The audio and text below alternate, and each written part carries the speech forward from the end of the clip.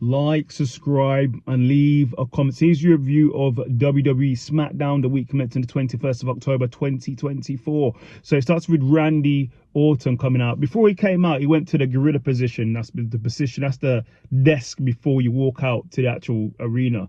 And Triple H was sitting there. He said something to Triple H, then he walked out. Then he comes out and he calls out Triple H. Triple H comes out and Randy Orton accuses Triple H of protecting Kevin Owens. Says he doesn't want to, he wants Kevin Owens at Crown Jewel.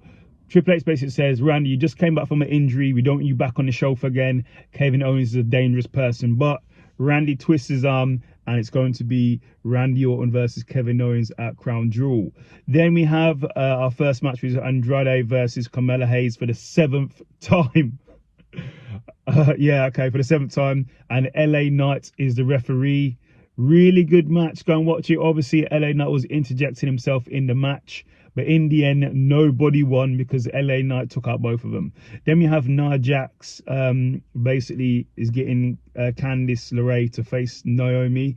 And she wasn't too happy with Tiffany because Tiffany wasn't there last week. So we'll see what happens. Then we have Nick Aldis grilling LA Knight for not letting there being a winner to the match earlier, and he was the special referee and said, you know what's going to happen, it's going to be a triple threat match at Crown Jewel and your title's on the line. Then we have Naomi versus Candice in a really good match. Go and watch it. But in the end, Candice loses and Naomi gets the victory because Bailey came down as well. Then we have Cody Rhodes comes out and Gunther. They have a face-off before, obviously, their match at Crown Jewel. Gunther says he's doing things to himself. He doesn't care about the fans, doesn't care about anybody. He's doing it all for himself, his own legacy, and he wants to know what Cody Rhodes' reason is. Cody Rhodes says he's dramatic, he's emotional, he's got his Cody cry babies, and he's doing it for basically everybody and the fans.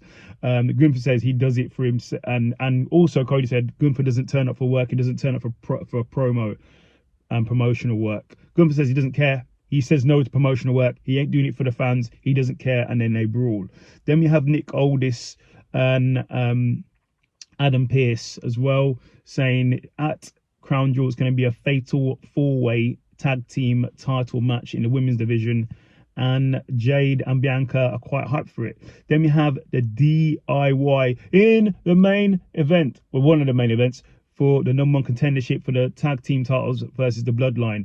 Really good match. Go and watch it. So it was DIY versus the Motor City Machine Guns, I should say. Really good match. Go and watch it. But in the end, the Motor City Machine Guns get the victory. Now, I thought that was it. I was about to wrap up, turn everything off, go to bed. But then the Bloodline come out. And the Bloodline introduced himself to the Motor City Machine Guns and goes, you know what? Let's do our tag team championship title match here tonight. The Motor City Machine Guns accept. So it's the Motor City Machine Guns versus the Bloodline for the tag team championships. Really good match. Go and watch it. But in the match, Roman Reigns comes out, Jey Uso comes out, and Jimmy Uso comes out, brawls with the Bloodline, and in the end, your new WWE tag team champions, the Motor City Machine Guns.